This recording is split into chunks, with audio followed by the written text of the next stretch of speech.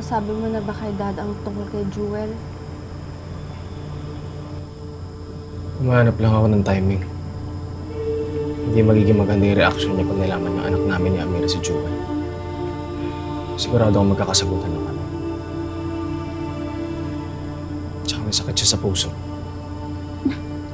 Baka ano pa mangyari. Ano? Gusto mo ako na magsabi? Para saan? Para magkaroon ako ng utang ni loob sa'yo. Hindi yung sapat para makalimutan ko na kasalanan mo kung bakit may problema tayong ganito ngayon. Ang lakas ng loob mo para isampal sa mukha ko ang kasalanan ko.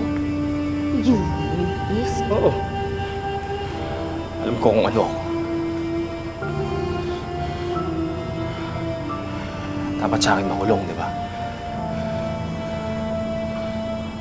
Kaya kong harapin yan. Kundi lang dahil kay Jewel. Hindi maintindihan ng bata kung bakit niya na ako makakasama eh. Mahirap. Anak, I'm sorry. Jewel, I'm sorry. I'm sorry. Sana dumating ang panahon na napatawad mo din ako. Huwag ka na umasang darating yung panahon na yun, Maxine. Susundin ko yung sinabi ni Mami. Pag nasa labas tayo, okay tayo, parang walang nangyari. Pero pag tayong dalawa lang, huwag na huwag mo akong kakausapin. Unless may sobrang importanteng bagay.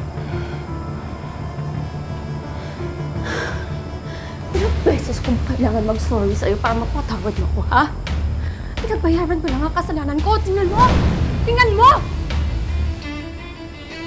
Hindi ba alam ni Amira na anak na si Jewel?